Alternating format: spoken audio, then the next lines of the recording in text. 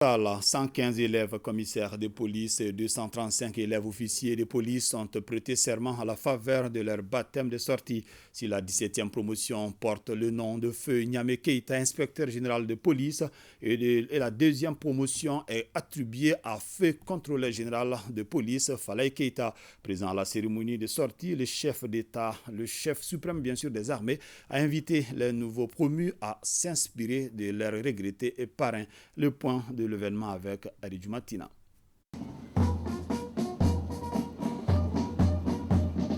La police nationale célèbre en pompe le baptême des deux nouvelles promotions. Il s'agit de la 17e promotion des élèves commissaires de police et la 22e promotion des élèves officiers de police.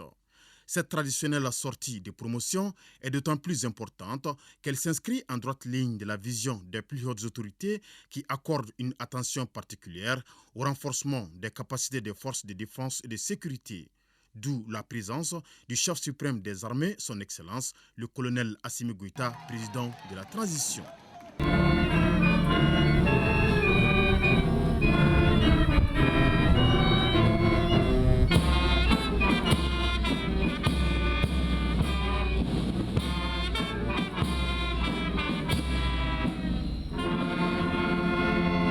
Après l'hymne national, le chef de l'État procède à la revue des troupes.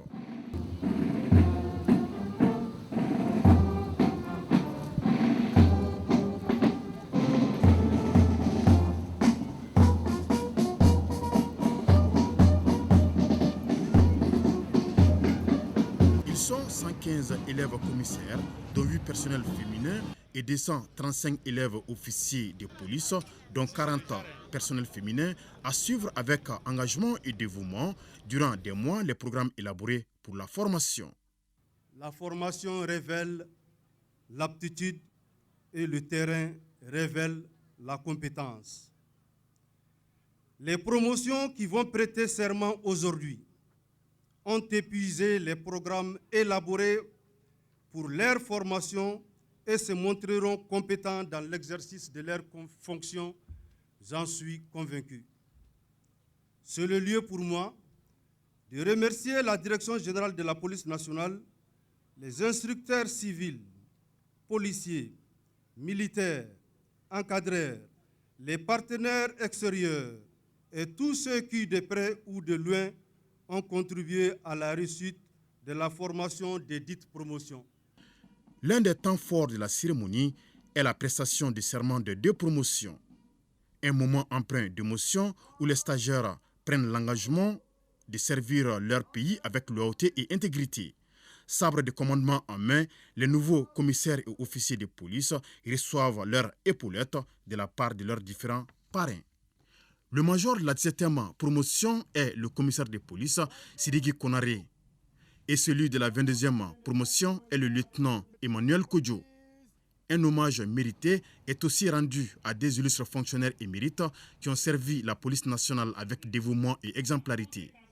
Il s'agit de feu inspecteur général de police Niamé Keita, dont la 17e promotion porte le nom, et le regretté contrôleur général de police Falaye Keita, dont le nom est attribué à la 22e promotion. Qui était donc l'inspecteur général de police Niamé Keita? Formateur, fonctionnaire émérite, il a été noté par ses supérieurs hiérarchiques ainsi que suit. Excellent, cadre courageux, gros travailleur, discipliné, dévoué, ponctuel, courageux, courtois, laborieux, donne entière satisfaction. Le parrain de la 22e promotion des élèves officiers de police, qui est feu le contrôleur général de police Falaye Keita. Qui était donc le contrôleur général de police Falaye Keita?